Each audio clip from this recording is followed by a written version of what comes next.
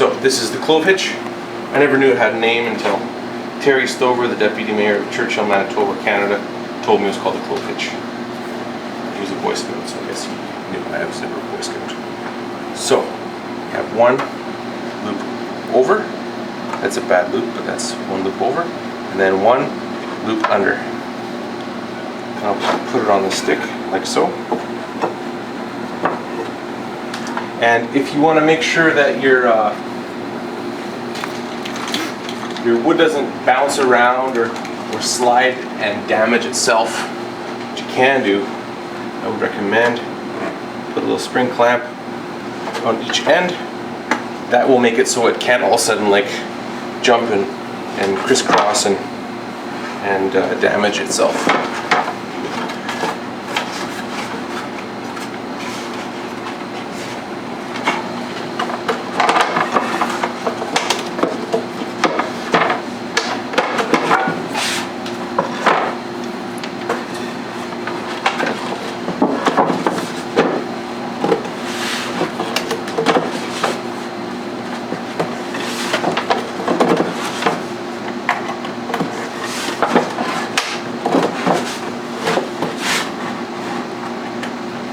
There's one,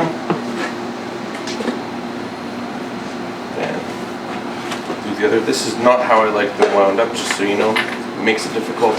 I like having them in a smaller figure 8 pattern, and then I'll wind them around. I'll show you later how to properly take them apart, because if you do it this way, then it's a big tangled fucking mess. I swore on your camera, sorry. That's all good. Don't want the world to know. The whole shot is ruined. Yeah. Okay, let's go back and do this over again. So.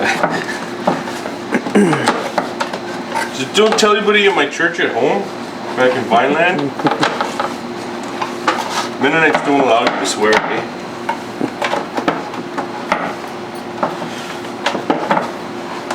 Okay, so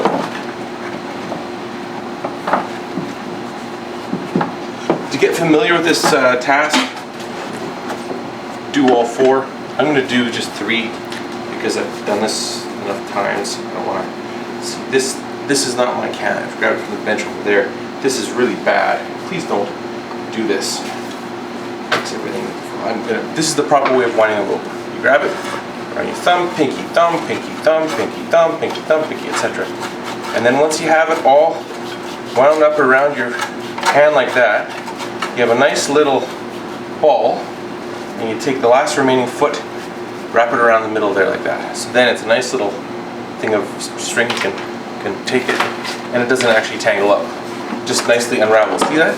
Look how nicely it unravels. Oh, it's beautiful. It's unraveling. Okay. So then we can go like this in peace instead of agitation. Clove hitch. One loop over, one loop under. Starting on the left-hand side, going crisscrossing, figure 8 pattern. Figure 8, figure 8, let's keep on going. Let's get this figure 8 pattern nice and tight. Now, because there's 2 other pieces of rope and stick on here already, it's nice and firm, and it's easy to work with. And the same with this 4th one, I'm not going to bother doing it. Then you take your wedges. All these are, I've made them different ways, but if you take a table saw, and you take a 2x4, length that's roughly this long, you split it in half and you cut it in half that way. All of a sudden you have 4 wedges. So that piece of wood is worth about 25 cents, which means that these are worth about what, 6 3/4 of a cent or whatever it is. That's pretty good value for under 7 cents. Or you can buy them on StuMac for $20 a piece. Yeah, they are probably something like that. So I like making them out of scrap material. Especially if you build a house, there's got to be scrap 2x4s lying around. You want to make sure that they go underneath the rope, not on top. But now I'll just take these off and just see. I'm going to see if there's any. It's actually very tight. It's not even moving. I can't even flex it here. I can't even move it. It's tight. I can hold it up to a window There's absolutely no light shining through there whatsoever. So I'm quite confident that this is nicely joined. So I'll put this to the side, put it all on the floor, throw it like that. The Swedish chef. Free them rings. So then, when it comes to taking these off, you can do it one of many ways. You can take off the rope all the time, or you can just slide it off the side like this. Then, slide this guy off like so. Off like so. And then, there's a knot here, so I'll do that knot. Always undo the knots if you see a knot. Unless the knot's been there for like 10 years, then just don't worry about the knot. But if it's one of your knots, please take it out, because it makes it smoother. Thumb finger, thumb finger, thumb finger, finger, thumb. Got it, and then the last little bit, you wrap it around like that. Lovely. Another way of taking it apart is like this, sliding it this way. Lovely, look at that, it's just beautiful. And then again, I'm gonna clean this up right away.